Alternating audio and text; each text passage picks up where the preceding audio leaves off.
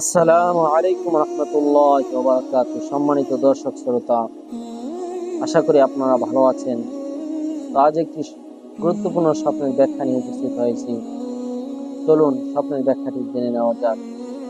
তবে বন্ধুদের কাছে অনুরোধ থাকবে, যারা আমার চ্যানেলটিকে সাবস্ক্রাইব করেন নাই অবশ্যই সাবস্ক্রাইব করে দিবেন। স্বপ্নে যদি কেউ প্রস্রাব করেছে এই যে দেখতে পায়, তাহলে বিপর্যয় অবস্থায় থাকলে আল্লাহ তার চিন্তা ভাবনা দূর করে দিবেন।